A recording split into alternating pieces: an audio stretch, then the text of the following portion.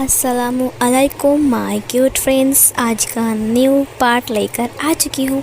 So guys, क्या आपको वो वाला पार्ट पसंद आया था और ये वाला पार्ट अब कैसा है ज़रूर बताना। और हाँ, कमेंट करो यार, ज़्यादा कमेंट करो मुझे, ठीक है।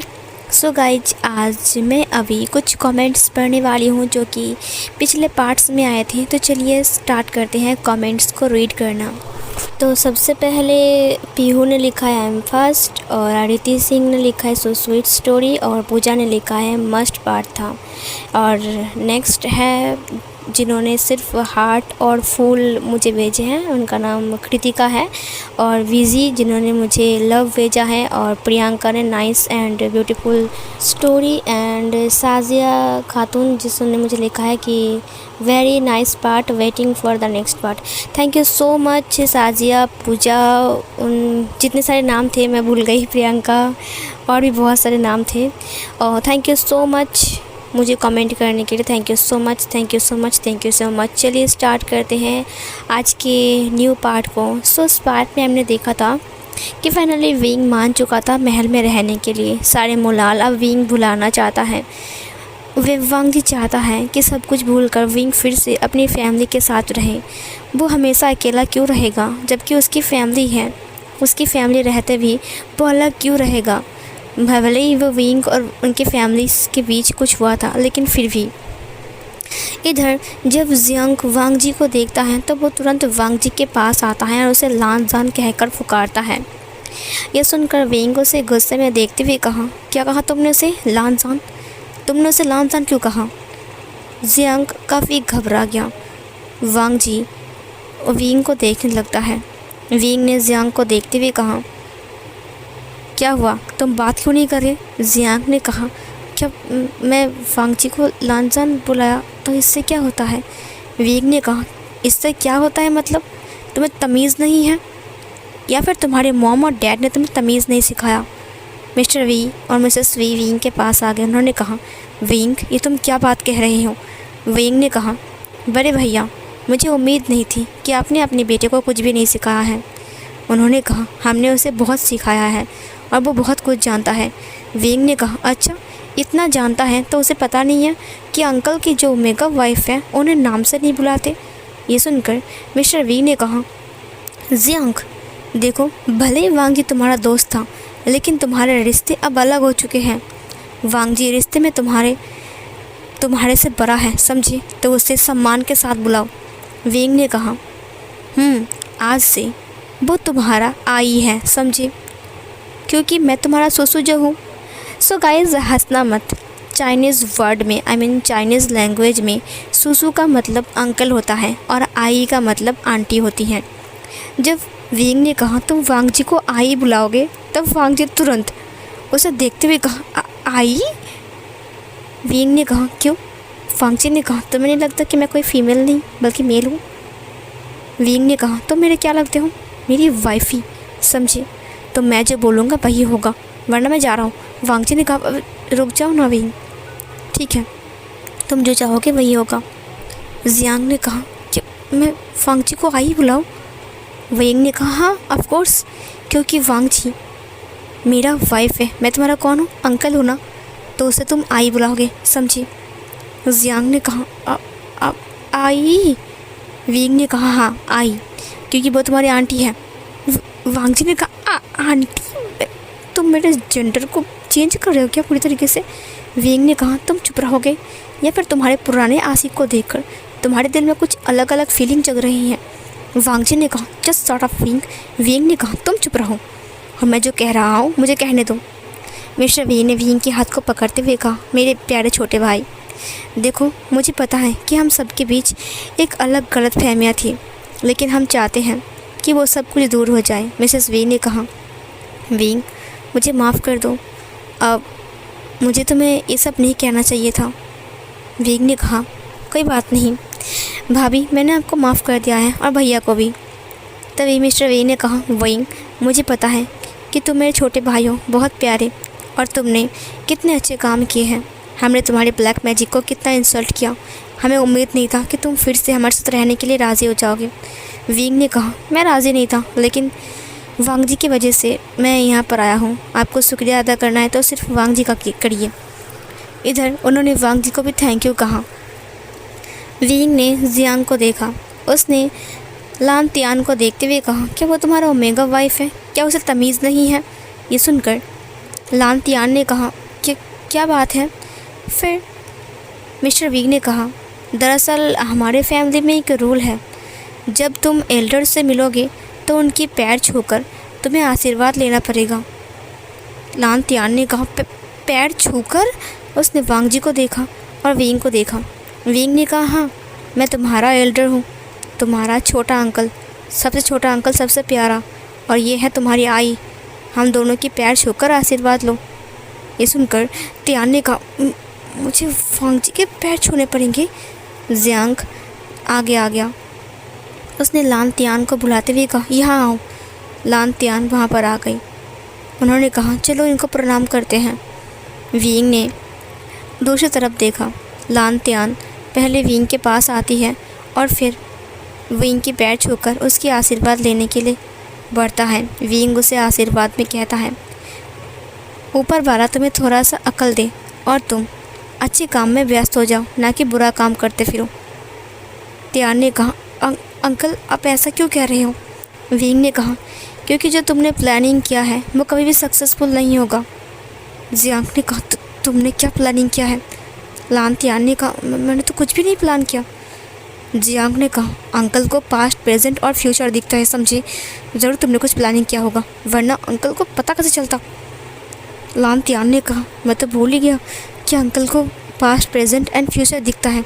नहीं, मैं जो भी प्लानिंग करूँगा अब मैं सोचूंगा नहीं, अगर मैं सोचूंगा तो अंकल को पता लग जाएगा। विंग ने कहा, हाँ हाँ, सोचना मत। तियान ने कहा, क्या? उसने वांग जी को दिखाते हुए कहा, लो अब अपनी आई को प्रणाम करो और आशीर्वाद लो। वांग जी मन ही मन मुस्कुरा रहा था। जियांग और तियान दोनों ही वांग जी के पास आते हैं। फिर जियांग ने कहा, वांग जी, तभी विंग ने कहा, आई। फिर उसने कहा, अब आई। अब उसने उसे प्रणाम किया। वांग जी को बहुत ज़्यादा हंसी आ रही थी, बट वांग जी हंस नहीं पा रहा था, वो बस चुपचाप खड़ा था। वो दोनों वांग जी से आशीर्वाद लेते हैं। वांग जी ने कहा, मैं तुम दोनों को आशीर्वाद देता हूँ कि तुम दोनों अपने प्यार में आगे बढ़ो और बहुत सारे बच्चे पैदा करो, ताकि हम हमारे पोता पोती को लेकर खूब खेलें। ये सुनकर लान तियान और जियांग दोनों को ही गुस्सा आ गए, खास करके जियांग को, क्योंकि वो उसके बच्चे को पोता पोती कह रहे थे। जाहिर सी बात है, क्योंकि विंग उसका अंकल है तो उसका बच्चा उसका ग्रैंड चाइल्ड तो होगा, और जबकि वांग जी उसकी ओमेगा वाइफ है। सो इस दौरान वो उसका पोता पोती हुआ, मतलब वांग जी दादाजी बन जाएगा जब जियांग की बच्चे हो जाएंगे। इधर जियांग उसे देखते हुए कहा, अंदर आ जाइए। उसने वांग जी के हाथ को पकड़ते हुए कहा, आइए मैं आपको अच्छे से दिखाता हूँ। विंग ने उसके हाथ को छुड़ाते हुए कहा, देखो, तुमसे पहले मेरा जन्म हुआ है और इस महल में मैं तकरीबन 15 साल रहा था, ठीक है? उम्मीद करता हूँ कि तुम ये जानते होंगे कि ये महल से मैं वाकिफ़ हूँ और मैं इस महल का कोना कोना जानता हूँ, तो तुम्हें मुझे दिखाने की कोई ज़रूरत नहीं है। रही बात वांग जी की, वो मेरी ज़िम्मेदारी है, क्योंकि मैं उसका हस्बैंड हूँ, तो ये मेरा फ़र्ज़ है कि मैं अपनी ओमेगा की अच्छे से ख्याल रखूँ और पूरा महल मैं उसे दिखाऊंगा। तुम अपनी ओमेगा के साथ बिज़ी रहो, क्योंकि मुझे लगता है उसे भी तुम्हारी ज़रूरत है। लगता है बहुत जल्द हमारा ग्रैंड चाइल्ड आने वाला है। ये सुनकर लान तियान थोड़ा सा घबराते हुए कहा, ग्रैंड चाइल्ड? विंग ने कहा, मैं तो मजाक कर रहा था, लगता है तुम दोनों अभी ग्रैंड चाइल्ड के लिए रेडी नहीं हो, लेकिन बड़े भैया, मुझे लगता है शादी होने के बाद हमें ग्रैंड चाइल्ड ले लेना चाहिए। तभी मिस्टर विंग ने कहा, हाँ, जियांग इस वंश का एकमात्र अल्फा है जिसने अभी शादी किया है और हमारे वंश में कोई अल्फा है ही नहीं, तो मुझे लगता है कि उसे हमें एक बेबी दे देना चाहिए ताकि हम उसके साथ खूब खेलें, है ना मेरे छोटे भाई? उसने विंग की पीठ को थपथपाते हुए कहा। विंग ने कहा, हाँ ज़रूर, बट बाकी लोग कहाँ हैं? बाकी 8 भाई तो अभी तक आए नहीं। तभी घोड़ा गाड़ी की साउंड आती है और उन्होंने कहा, हम आ गए हैं। सब लोग वहाँ पर मौजूद थे। मिस्टर वी भी आ चुके थे। वी चांगसे को देखकर सब लोग ग्रीट करते हैं, पिताजी को हमारा प्रणाम। लड़कियां ने कहा, दादाजी को प्रणाम। जियांग ने कहा, दादाजी को प्रणाम। फांगजी ने कहा, पिताजी आप आ गए। वी चांगसे ने कहा, वांगजी बेटा तुम विंग को लेकर आए हो, मैं बहुत खुश हूँ। भला मैं क्यों ना आता, क्योंकि अब हम सब साथ में रहने वाले हैं। फांगजी ने कहा, हाँ। फिर वो सब लोग अंदर आते हैं। सारे भाइयों विंग से मिलने के लिए आता है, बट कोई भी विंग से बात नहीं कर पा रहा था। सब लोगों को बहुत ज़्यादा गिल्टी फील हो रहे थे। अगर आज विंग यहाँ पर नहीं आता तो वो लोग यहाँ पर बिल्कुल भी नहीं आते। वो लोग सिर्फ़ और सिर्फ विंग के लिए आए हैं, क्योंकि वो लोग विंग से माफ़ी मांगना चाहते हैं। इधर विंग गार्डन में बैठा हुआ था और वो सब कुछ देख रहा था। विंग ने कहा, इतने साल बीत चुके हैं लेकिन ये महल बिल्कुल भी नहीं बदला। वो बस पूरे महल को निहार रहा था। 15 साल पहले वो इस महल को छोड़कर गया था, जिसकी वजह से पूरी फैमिली बिखर गई। विंग को बहुत गिल्टी फील होता है कि 15 साल पहले वो जब इस महल को छोड़कर चला गया था तो शायद सब लोग इसी वजह से दुखी हो गए थे और फिर सब लोगों ने महल छोड़ दिया।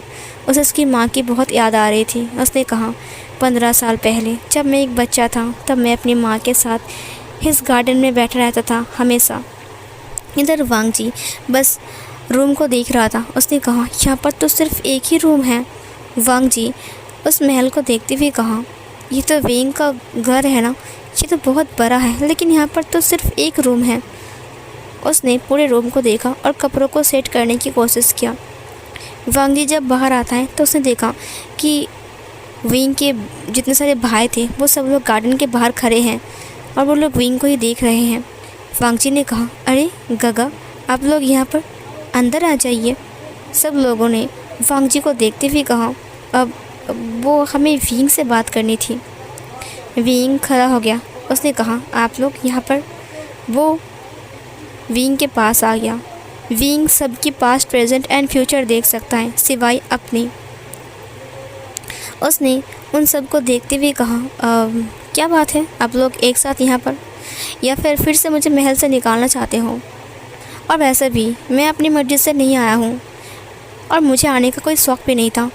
भले वांगजी ने ज़िद किया तभी सब लोगों ने घुटना टेक दिया। सब लोग नील डाउन होकर बैठ गए। विंग ये देखकर पूरी तरीके से हैरान था।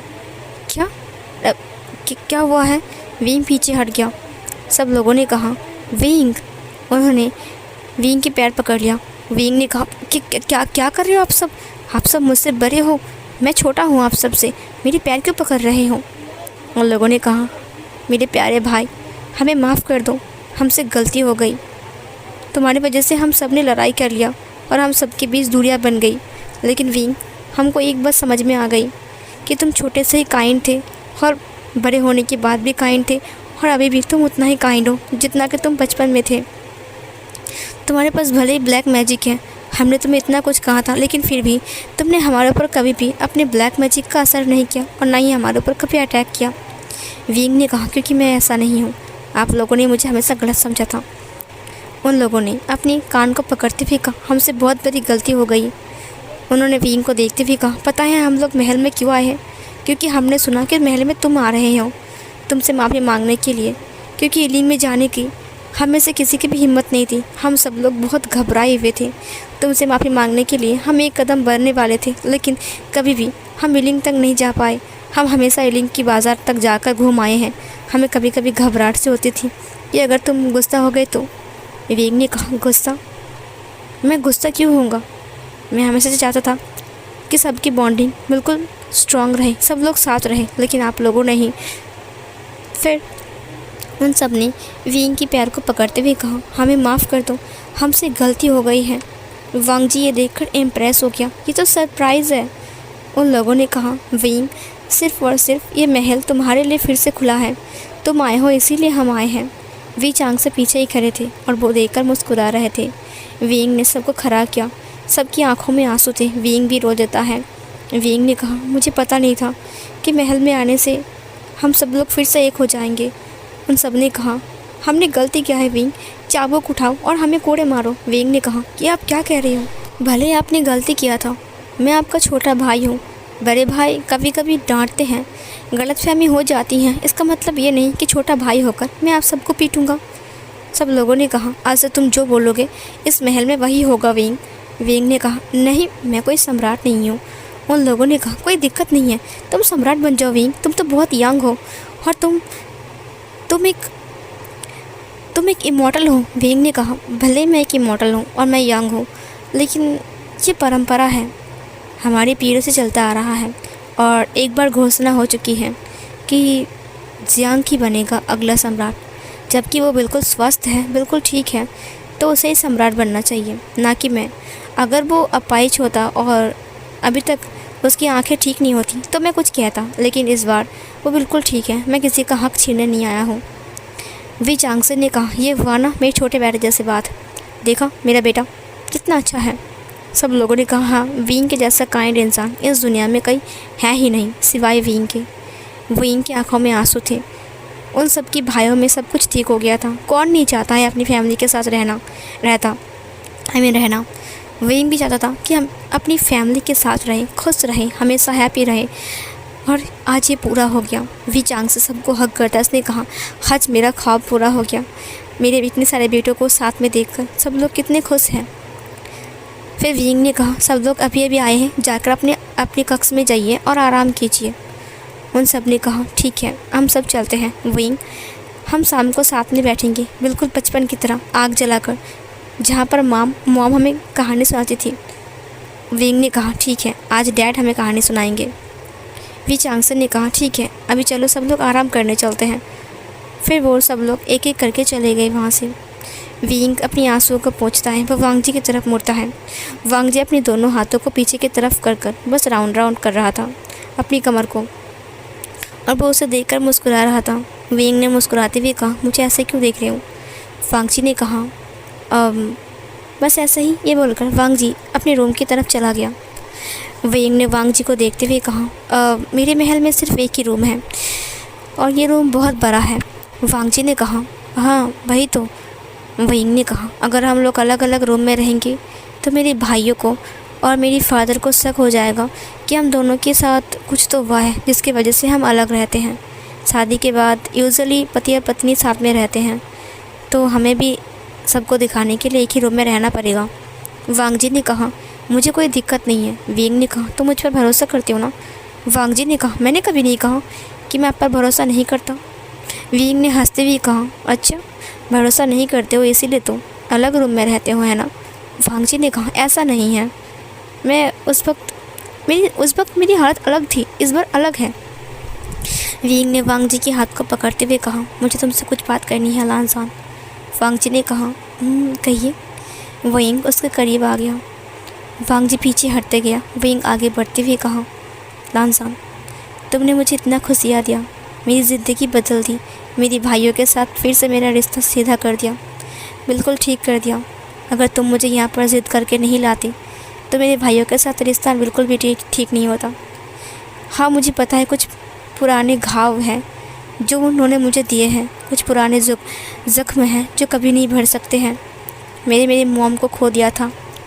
हाँ, मुझे पता है कि सब कुछ होता रहता है, लेकिन मैं खुश हूँ कि सब कुछ भूल कर अब फिर से एक नई ज़िंदगी जीने के लिए मौका मिल रहा है। मैं उस अंधेरे में घुट कर मर रहा था, लेकिन तुम मुझे फिर से उजाले में वापस लेकर आए हो। वांग जी ने छोटा सा स्माइल किया। विंग उसके लिप्स की तरफ देख रहा था। वांग जी दीवार से जाकर टकरा जाता है। विंग वांग जी की फेस को अपने एक हाथ से पकड़ते हुए कहा, मैं तुम्हारा शुक्रिया कैसे अदा करूं? वांग जी की धड़कनें बहुत तेज़ हो गई थी। उसका सांसें भी हैवी हो गया था। उसका चेस्ट बहुत ज़ोर से अप एंड डाउन हो रहा था। उस वक्त वांग जी दिखने में काफ़ी ज़्यादा हॉट लग रहा था। विंग ने उसे देखते हुए कहा, मुझे तुमसे कुछ कहना है। दरअसल बात ऐसी कि जिस दिन तुमने मेरी जान बचाई थी, एक हाथ उसने वांग जी की कमर पर रखा, उसे अपनी ओर क्लोज़ कर लिया। वांग जी का चेस्ट विंग के चेस्ट के साथ टक्कर खा जाता है। वांग जी उसकी बॉडी जार करती है। ये फर्स्ट टच था जो विंग ने उसे किया। विंग ने कभी भी इस कदर से उसे टच नहीं किया है। वांग जी को इतना हैवी क्यों फील हो रहा है, क्यों इतना साई फील हो रहा है। उसकी कान गुलाबी हो गए थे। विंग उसकी और करीब आ गया। अब विंग के फेरामोन्स उसे अच्छे से फील हो रहे थे। वांग जी ने अपनी आंखें बंद कर लिया। विंग ने उसे देखते हुए कहा, तुम जो चाहते हो मैं वही करूँगा, क्योंकि तुम मेरी खुशियाँ हो। वांग जी ने तुरंत अपनी आइज़ को ओपन किया। उसने देखा कि विंग सीधा उसके लिप्स की तरफ देख रहा है। वांग जी एक बार अपने लिप्स को लिक करते हुए कहा, विंग वो दरवाज़ा। वो कुछ कह ही पाता कि विंग बस अपने लिप्स को बढ़ा देता है। वांग जी तुरंत अपनी आइज़ को क्लोज़ कर लेता है। विंग उसके लिप्स को वांग जी के लिप्स के ऊपर रखता है। वांग जी को एहसास भी नहीं था कि ये सब हो रहा है।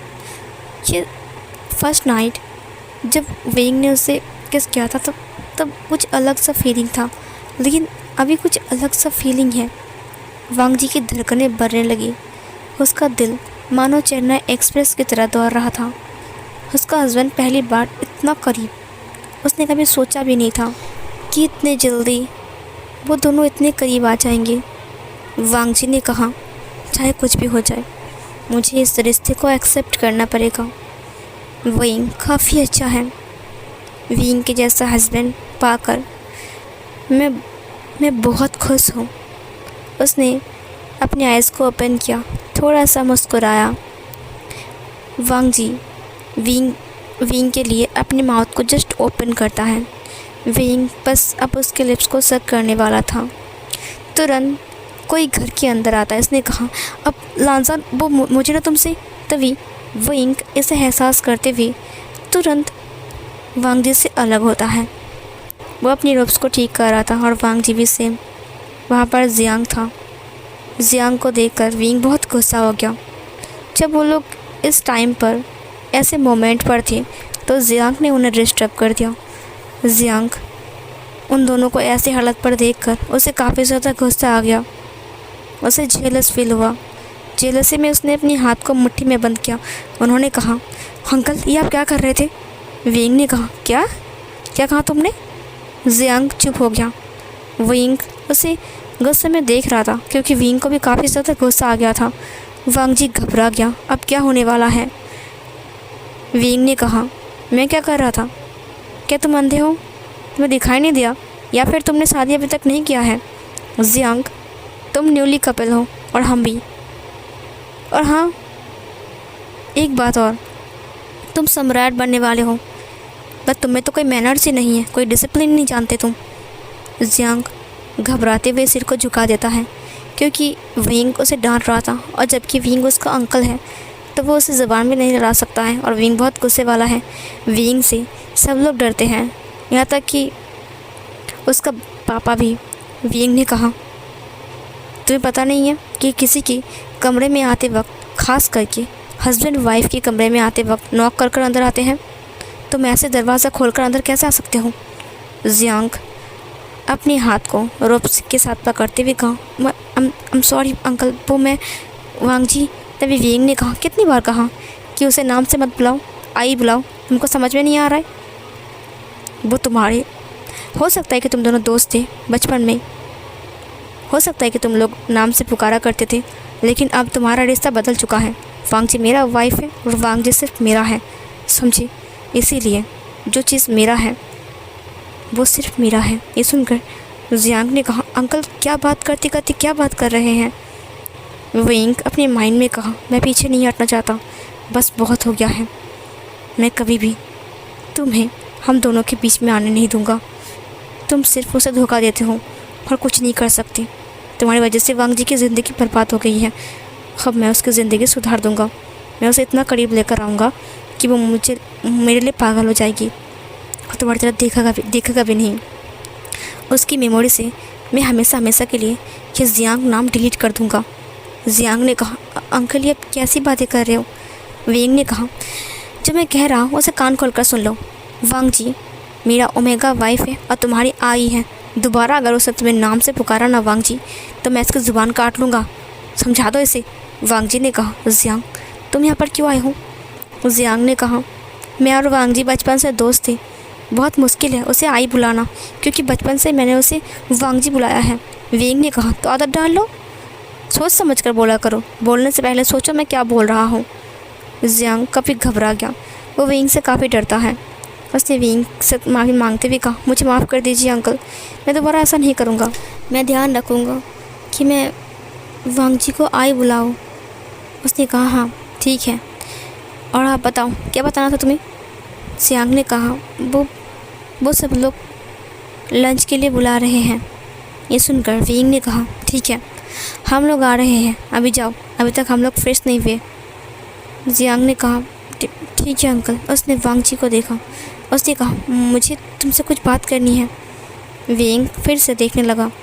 वांग जी ने कहा, जाओ यहाँ से, मुझे तुमसे कुछ बात नहीं करनी। जियांग ने कहा, क्या तुम लंच के बाद मुझसे बात कर सकते हो?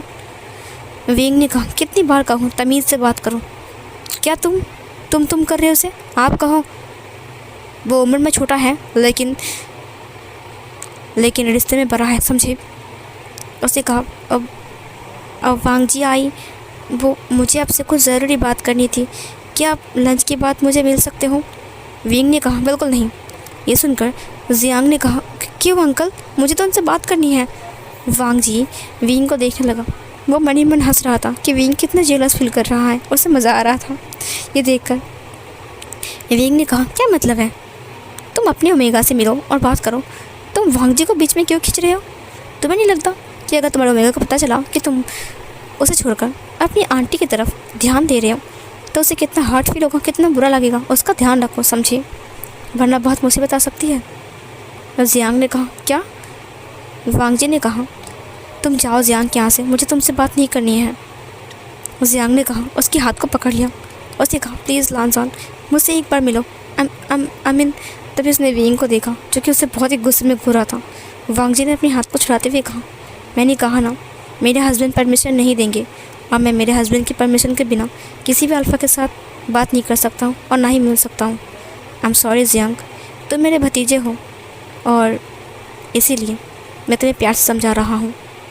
जियांग बेटा, अपनी ओमेगा की तरफ ध्यान दो, मेरी तरफ नहीं, मैं तुम्हारी आई हूँ। ये सुनकर जियांग ने कहा, कि क्या कहा तुमने मुझे? जियांग बेटा? वांग जी ने कहा, हाँ जियांग बेटा, तुम कुछ दिन बाद सम्राट बनने वाले हो। अब विंग को काफ़ी ज़्यादा हंसी आ रही थी। जियांग बेटा, जाओ जाकर लंच कर लो और हाँ, हमारी बहू रानी का ध्यान रखना, ठीक है, जाओ। जियांग ने कहा कि बेटा मैं। वांग जी ने कहा, जाओ बेटा। फिर जियांग ने कहा, मैं वो गुस्से में चला गया। विंग की हंसी रुक नहीं पाई, वो ज़ोर ज़ोर से हंसने लगा। वांग जी ने कहा, क्यों हंस रहे हो? विंग ने कहा, क्या मैं अब हंस नहीं सकता? फिर वो वांग जी की तरफ देखने लगा। वांग जी उसकी तरफ बढ़ते हुए कहा, बट आप जो कर रहे थे वो। विंग ने उसे देखते हुए कहा, क्या?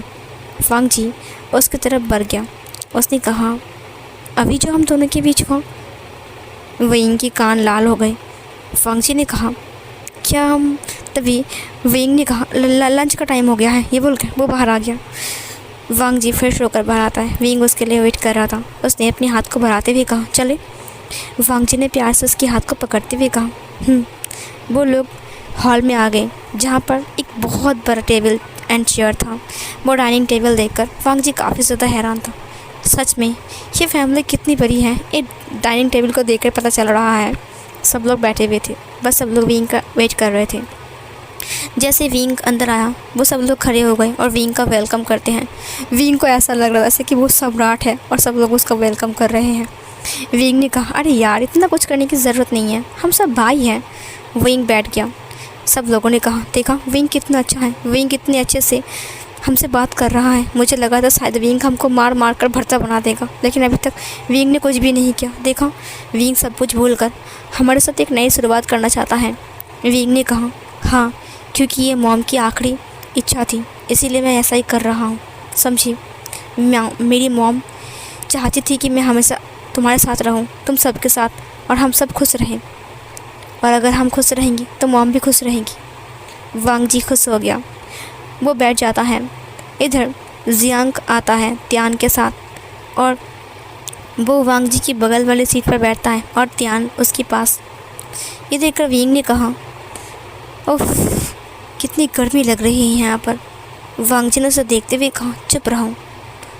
तभी विंग ने कहा, चलो खाना शुरू करते हैं। सब लोग खाना स्टार्ट करता है। इधर जियांग वांग जी को सर्व करते हुए कहा, वांग जी, तुम वेजिटेरियन हो ना? आई मीन प्योर, तुम तो हमेशा वेज खाना खाते हो।